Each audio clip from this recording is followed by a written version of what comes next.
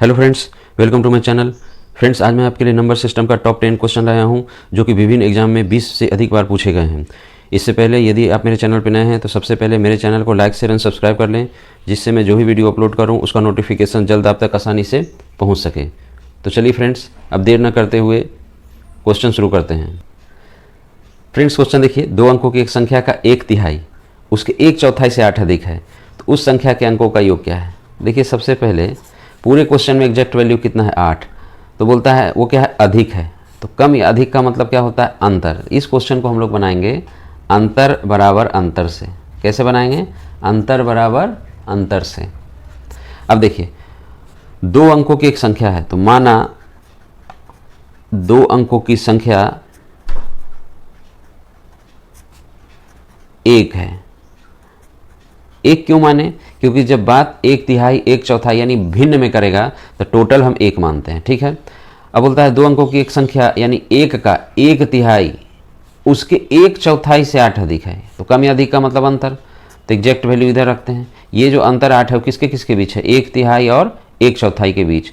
तो इसका 1/3 1/3 और इसका 1/4 1/4, इसी का अंतर 8 आ रहा है। ठीक है। अब इसको ध्यान से देखेंगे, इस 4 से इस 1 में गुना करेंगे तो कितना आएगा 4, 3 से इसमें गुना करेंगे 1 में तो 3 आएगा यानी -3 बटा, इसको आपस में गुना कर देंगे, 3 × 4 12। ठीक है, बराबर 8। तो 4 में से 3 गया 1, 1/12 बराबर 8। 12 से इसमें गुना होगा तो 1 बराबर कितना होगा, 12 × 8 = 96। 1 हम क्या माने थे, 2 अंकों की संख्या, यानी ये हो गया 2 अंकों की संख्या। ठीक है। हमसे पूछ क्या रहा है, उस संख्या के अंकों का योग, इस संख्या के अंकों का योग। तो अंकों का योग जो है कितना होगा, अंकों का योग जो होगा वो कितना होगा, 9 में 6 जोड़ देंगे तो कितना होगा 15। ये आपका सही आंसर आ गया।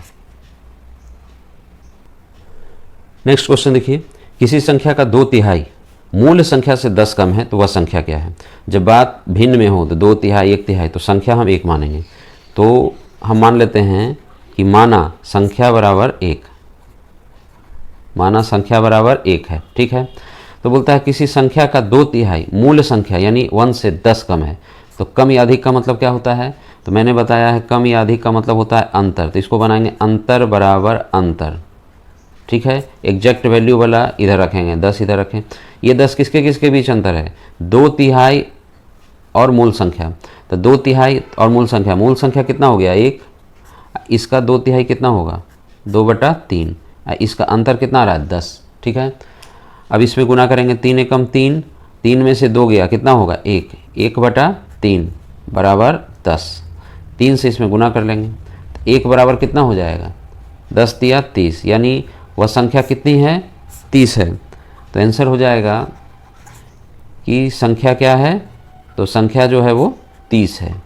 वीडियो पसंद आ रहा है तो प्लीज़ चैनल को लाइक एंड सब्सक्राइब करना ना भूलें और वीडियो को स्किप कतई ना करें, क्योंकि आगे बहुत ही अच्छा क्वेश्चन है नंबर सिस्टम का जो कि बहुत सारे एग्जाम में पूछा गया है।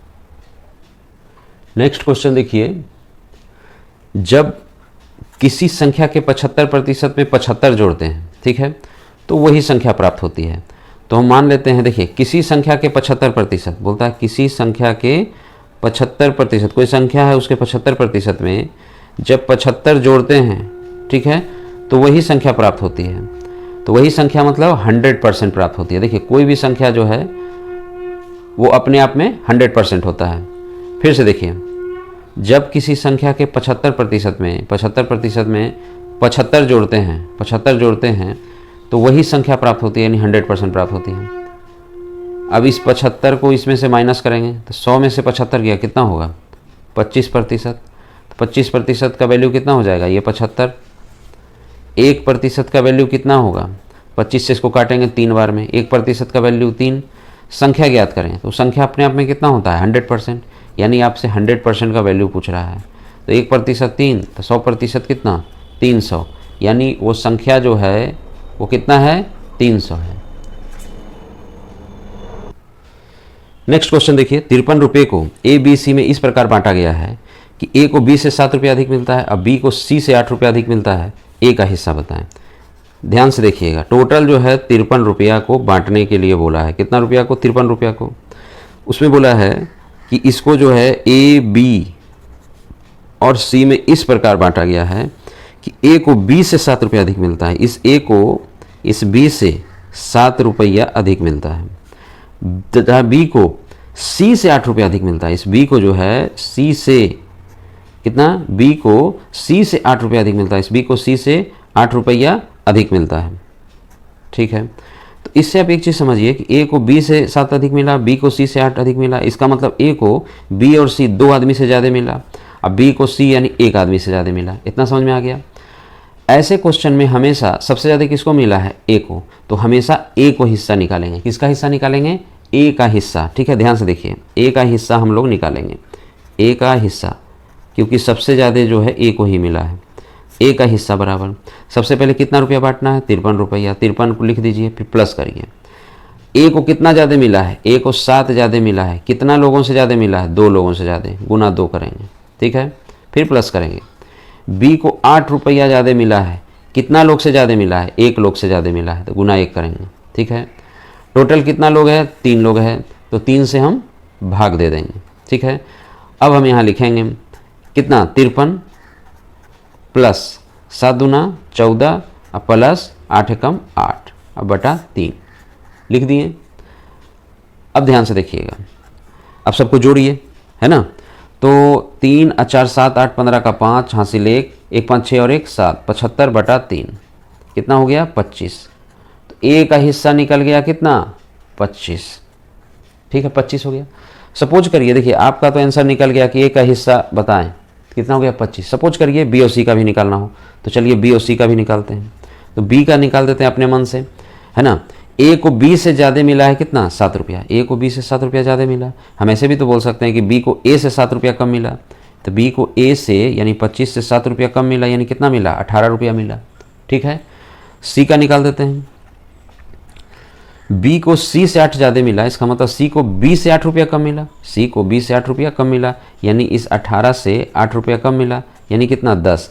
आप जोड़ेंगे तो टोटल 53 आ जाएगा। देखिए 25 8 33 10 43 और 10 53। वीडियो पसंद आ रहा है तो प्लीज़ चैनल को लाइक शेयर एंड सब्सक्राइब करना ना भूलें। नेक्स्ट क्वेश्चन देखिए, राम के पास श्याम से 6 रुपया अधिक है तथा मोहन से 9 रुपया अधिक है। यानी एक ही आदमी को साफ साफ दिखा रहा है कि श्याम से भी ज़्यादा मिल रहा है, मोहन से भी ज़्यादा मिल रहा है। यदि तीनों के पास कुल 33 रुपया हो तो राम का हिस्सा क्या होगा। देखिए ऐसे क्वेश्चन को कैसे सॉल्व करेंगे। सबसे पहले लिख लेंगे राम, टोटल कितना रुपया है, 33 रुपया है, टोटल 33 रुपया है। ठीक है, राम श्याम और मोहन 3 आदमी हैं, तो यहाँ लिखिए राम श्याम और मोहन। ठीक है, तो राम के पास श्याम से 6 रुपया अधिक है, इस राम के पास श्याम से 6 रुपया अधिक है तथा मोहन से 9 रुपया अधिक है, इसी राम को मोहन से 9 रुपया अधिक है। देखिए साफ साफ दिखा रहा है इसमें कि राम को श्याम से भी ज़्यादा है, मोहन से भी ज़्यादा है। ऐसा क्वेश्चन हो तो देखिए इससे पता लग रहा है कि सबसे ज़्यादा किसको मिला है, राम को।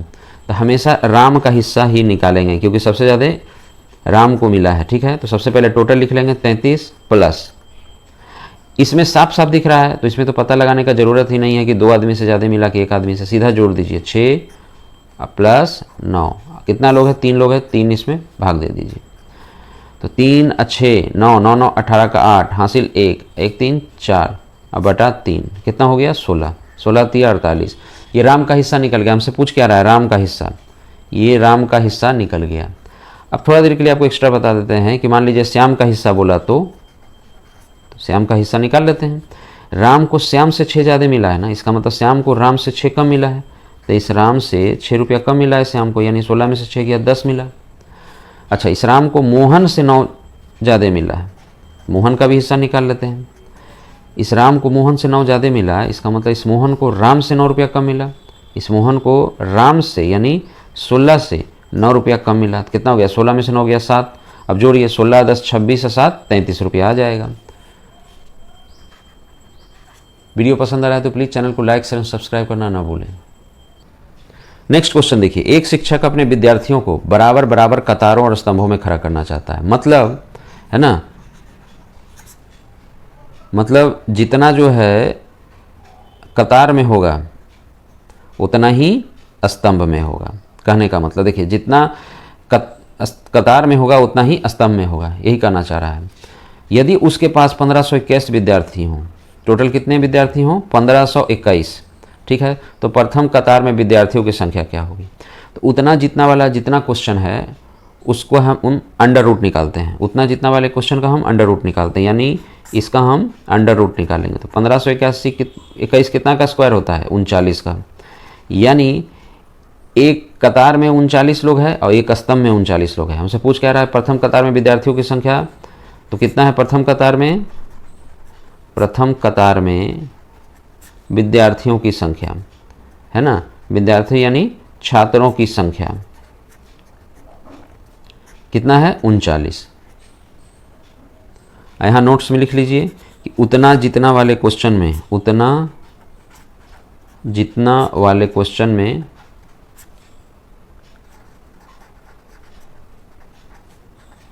क्या निकालते हैं, अंडर रूट निकालते हैं।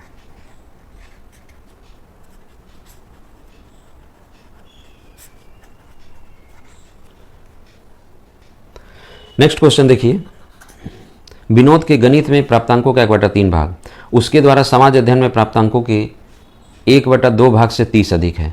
तो कम या अधिक का मतलब मैंने क्या बताया था, कम या अधिक का मतलब मैंने बताया था अंतर। तो यहाँ सॉल्व करेंगे अंतर बराबर अंतर से, ठीक है। एग्जैक्ट वैल्यू कितना है, 30, 30 इधर लिख दिए। ये 30 किसके किसके बीच अंतर है, तो गणित में प्राप्तांकों के, तो माना गणित में प्राप्तांक m है, मैथ, उसका 1/3, इसका 1/3 m/3 होगा। उसके द्वारा समाज अध्ययन यानी सोशल साइंस, यहाँ सोशल साइंस रख लेते हैं, उसमें प्राप्तांकों का 1/2 भाग, तो इसका 1/2 यानी s/2 होगा, से 30 अधिक है। तो कम या अधिक का मतलब अंतर, ये 30 अंतर किसके किसके बीच है, ये m/3 और s/2 के बीच का अंतर है, ठीक है। इसको तिरछा गुना करेंगे तो कितना होगा, 2m, कितना होगा 2m, माइनस 3 को s से गुना करेंगे तो कितना होगा 3s, और नीचे कितना हो जाएगा 6, कितना हो जाएगा, यहाँ हो जाएगा नीचे 6, ठीक है। 2 × m 2m, 3 × s 3s, minus है माइनस कर दिए, ये आपस में गुना हो जाएगा, 3 दूना 6 बराबर 30, ठीक है। यहाँ लिखेंगे 2m माइनस 3s बराबर, ये 6 30 से गुना करेगा तो कितना हो जाएगा 180, ये निकल गया, ठीक है। 2m माइनस 3s बराबर 180, इसमें कोई दिक्कत नहीं है। अब इसको हम लोग यहाँ लिखेंगे, यहाँ लिखते हैं 2m माइनस 3s बराबर 180 लिख दिए। अब आगे पढ़िए, यदि उसके दोनों विषयों को मिलाकर प्राप्तांक 240 हो, यानी m plus social science s का टोटल कितना है 240, यही बोल रहा है। चलिए इसको सॉल्व करते हैं। हमसे पूछ रहा है समाज अध्ययन में कितने अंक प्राप्त हुए हैं, तो साइंस का हमको वैल्यू निकालना है, तो सबसे पहले m काटना पड़ेगा। m कैसे कटेगा, तो m को काटने के लिए हमको क्या करना पड़ेगा, सबसे पहले क्या बैलेंस करना पड़ेगा, यानी अगर m को काटने के लिए 2m है तो 2m करना होगा, तो सब में 2 से गुना करना पड़ेगा, ठीक है। तो यहाँ हम 2 से गुना किए, यहाँ भी 2 से गुना किए और यहाँ भी 2 से गुना किए, ठीक है। यहाँ प्लस है तो ये माइनस हो जाएगा, प्लस है तो माइनस हो जाएगा, प्लस है तो माइनस हो जाएगा, प्लस 2m से minus 2m cancel, minus 3s minus 2s कितना हो जाएगा माइनस 5s बराबर, ये माइनस कितना हो जाएगा माइनस 480, तो माइनस 480 में से 180 गया, माइनस 480 और ये प्लस 180 है, सॉल्व करेंगे तो कितना हो जाएगा माइनस 300, ठीक है। अब ये माइनस से माइनस कैंसिल, ठीक है। एस निकालना इनटू में है, तो सोशल साइंस का वैल्यू कितना हो जाएगा 5 से इसको काट दीजिए, तो 5 × 6 = 30, ये 0, यानी समाज अध्ययन में कितना अंक मिला है उसको 60। तो आंसर हो जाएगा समाज अध्ययन में कितना मिला है उसको 60। वीडियो पसंद आ रहा है तो प्लीज़ चैनल को लाइक शेयर एंड सब्सक्राइब करना न भूलें। नेक्स्ट क्वेश्चन देखिए, अशोक अपने धन का 1/3 भाग मंदिर बनाने में खर्च करता है तथा शेष का जो बचा है उसका 1/2 भाग अपने पुत्र को देता है। अभी उसके पास 20,000 रुपये बचे थे जिसे अपनी पत्नी को दिया, ठीक है। उसके पास कुल कितने रुपए थे, अब ध्यान से समझिएगा। तो हम मान लेते हैं जब बात फ्रैक्शन में हो तो मान लेते हैं कि उसके पास शुरू में, माना कुल धन उसके पास शुरू में 1 था, उसके पास कुल धन कितना था 1 था। अब ध्यान से समझिएगा, पूरे क्वेश्चन में एग्जैक्ट वैल्यू कितना है, तो ये 20,000 है। ये 20,000 रुपया सबको देने के बाद उसके पास बचा था, ठीक है। तो यहाँ लिखेंगे हम लोग बचत बराबर बचत। अच्छा, जो बचत हुआ था उसको उसने किसे दे दिया था, पत्नी को दे दिया था, ठीक है। तो यहाँ लिखेंगे हम लोग पत्नी बराबर पत्नी, पत्नी बराबर पत्नी, यानी पत्नी का हिस्सा बराबर पत्नी का हिस्सा। पत्नी को कितना दिया, वो 20,000 दिया, तो यहाँ 20,000 लिख दिए। अब ध्यान से देखिए, कुल धन कितना था उसके पास, 1 था, ठीक है, 1 था। उसका 1/3 भाग मंदिर बनाने में खर्च किया। अब ध्यान से देखिएगा, इधर 1/3 भाग वो किस में खर्च किया है, मंदिर में, ठीक है, यानी 3 में से 1 भाग मंदिर में खर्च कर दिया, तो बचा कितना, 2 भाग, तो 2/3, यानी उसके पास 2/3 भाग बचा था। देखिए, हमको सिर्फ बचत से मतलब होना चाहिए, क्योंकि हमको बचा करके किसको दिया है, वो पत्नी को दिया है, तो सिर्फ हमको बचत से मतलब है कि खर्च करने के बाद कितना बचा। तो 1/3 भाग मंदिर में दिया, यानी 3 में से 1 भाग मंदिर में दिया, तो बचा कितना, 2/3 भाग अभी भी उसके पास बचा हुआ है। इसका ये जो बचा है, इसका 1/2 भाग बोल रहा है ना, शेष का, यानी 2/3 का 1/2 भाग पुत्र को देता है। तो ये अपने आप में 1 है, अगर देखा जाए तो ये अपने आप में संपूर्ण है, 1 है। तो इस शेष का आधा भाग पुत्र को दिया, तो इसका आधा भाग पुत्र को दिया, तो इसका आधा भाग ही बचा कि नहीं, समझ रहे हैं, ध्यान से समझिए। 2/3 शेष बचा, तो इस शेष का यानी 2/3 का आधा भाग पुत्र को दिया, तो आधा दे दिया, तो आधा ही बचा ना। तो ये जो आधा बचा, यही क्या किया, वो अपनी पत्नी को दे दिया, यानी दिया पत्नी को इतना। तब देखिए, इसको कैंसिल करिए, 2 से 2 कैंसिल हो गया, बचा कितना, 1/3, तो 1/3 बराबर 20,000, ठीक है। तो 1 बराबर कितना हो जाएगा, 3 से गुना कर लेगा, यानी 60,000।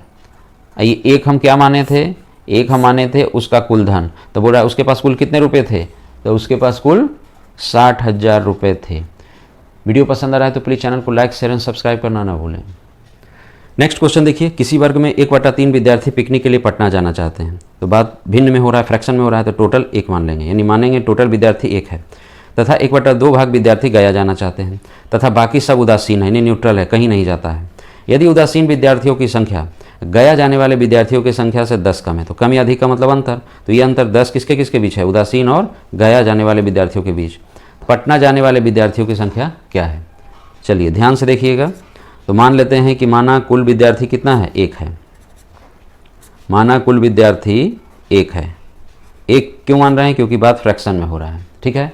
अब ध्यान से देखिएगा, 1/3 विद्यार्थी कहाँ जाना चाहते हैं, पटना, तो यहाँ पे लिखेंगे 1/3 कहाँ जाना चाहते हैं, तो पटना, तथा 1/2 भाग विद्यार्थी गया जाना चाहते हैं, 1/2 कहाँ जाना चाहते हैं, गया। ये दोनों को आप जोड़ लीजिए, 1/3 प्लस 1/2 दोनों जोड़ लिए, तो कितना हो गया, 2 से इसमें गुना करेंगे 2, 3 से इसमें गुना करेंगे 3, 3 और 2 5 हो गया। अब बटा, इसको आपस में गुना कर दीजिए, 3 दूना 6, यानी 5/6 कहाँ गया है, ये पटना गया है और गया गया है, ठीक है। पटना और गया जाने वाले टोटल 5/6 हैं, यानी अगर टोटल 6 विद्यार्थी है तो उसमें से 5 जो है पटना और गया चला गया है, यानी न्यूट्रल कितना है, जो कहीं नहीं गया है। तो 6 में से 5 तो चला गया, तो बचा कितना, 1, 6 में से 5 चला गया तो बचा 1, यानी 1/6 जो है वो न्यूट्रल है, जो कहीं नहीं जाता है, ठीक है। अब ध्यान से देखिए, अब यहाँ बोल रहा है यदि उदासीन विद्यार्थियों की संख्या गया जाने वाले विद्यार्थियों की संख्या से 10 कम है, तो हमने अभी बताया था कि कम या अधिक का मतलब क्या होता है, अंतर। तो यहाँ क्वेश्चन को सॉल्व करेंगे अंतर बराबर अंतर से, ठीक है, अंतर बराबर अंतर से। अंतर एग्जैक्ट में कितने का है, 10 का। ये 10 जो अंतर है वो किसके किसके बीच है, उदासीन और गया जाने वाले विद्यार्थियों के बीच। तो उदासीन और गया जाने वाले कितने हैं, तो उदासीन में 1/6 है और गया जाने वाले 1/2 हैं, तो इसी दोनों का अंतर 10 है। तो यहाँ लिखेंगे 1/2 माइनस 1/6 लिख दिए। अब ध्यान से देखिएगा, इसका सबसे अच्छा ट्रिक बता रहे हैं आपको कि 2 से कितना बार में 6 भाग लगेगा, 3 बार में, कितना बार में, 3 बार में भाग लगेगा। उस 3 से इसमें गुना करिए 1 में, 3 एकम 3, और 3 में से 1 गया, कितना हो गया, 2, 2/2 हो गया। अब बड़ा कौन है, नीचे में 6 है, बराबर 10 लिख दिए, ठीक है। अब ध्यान से देखिए, 2/6 को हम कैसे लिख सकते हैं, 2 एकम 2, 2 तिया 6, 1/3, ठीक है। अब ध्यान से देखिएगा, तो 1/3 बराबर कितना हो गया, 10, तो ये 3 इससे गुना करेगा, ठीक है। इसलिए 1 बराबर कितना आ जाएगा, 10 तिया 30।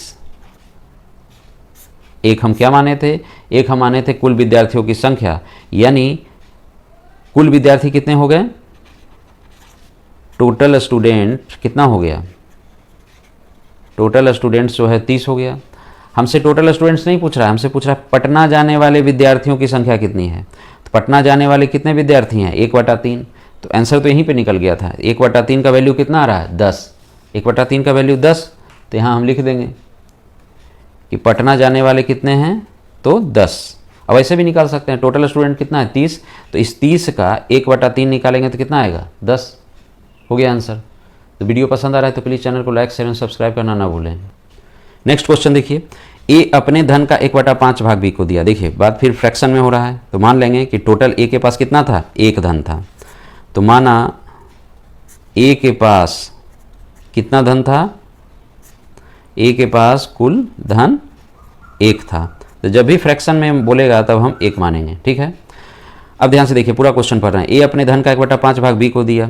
अब बी जितना रुपया ए से पाया यानी 1/5 पाया, उसका भी 1/3 भाग सी को दे दिया और सी को 20 रुपये मिलते हैं। तो देखिए पूरे क्वेश्चन को पढ़ने में आपको पता लगेगा, कहीं भी एग्जैक्ट वैल्यू आपको मिलेगा, तो वो सी को 20 रुपया मिलता है। तो हम इक्वेशन बराबर करने का कोशिश करेंगे, यानी यहाँ हम लिखेंगे सी को प्राप्त धन बराबर सी को प्राप्त धन, ठीक है। तो सी को कितना रुपया मिलता है, 20 रुपया, तो यहाँ हम 20 रुपया लिख दिए, कोई दिक्कत नहीं है। तो पूरे क्वेश्चन में एग्जैक्ट वैल्यू जो मिलेगा उसको सबसे पहले हम लोग लिख देते हैं, सी को 20 रुपया मिला। अब बात इस तरफ हम फ्रैक्शन में करते हैं कि सी को कितना मिला। चलिए फिर से देखते हैं, ए अपने धन का 1/5 भाग बी को दिया, ठीक है। 1/5 भाग किसको दिया, बी को दिया। किसको दिया, बी को दिया। बी जितना रुपया ए से पाया, बी कितना रुपया ए से पाया 1/5, उसका यानी इस 1/5 का 1/3, इस 1/5 का 1/3 भाग किसको दिया, सी को दिया। तो ये पूरा सी का हिस्सा आ गया, ये भी सी का हिस्सा आ गया। तो अभी इधर देखिए 1 × 1 कितना होगा, 1/5 × 3 15 बराबर 20। इससे 15 से गुना कर दीजिए, तो 1 बराबर कितना आ जाएगा, 15 × 20 300। एक हम क्या माने थे, एक हम माने थे कि ए के पास कुल धन 1 था, यानी ये ए का हिस्सा आ गया। हिस्सा नहीं बोलेंगे तो प्रारंभ में ए के पास कितना रुपया था, तो प्रारंभ में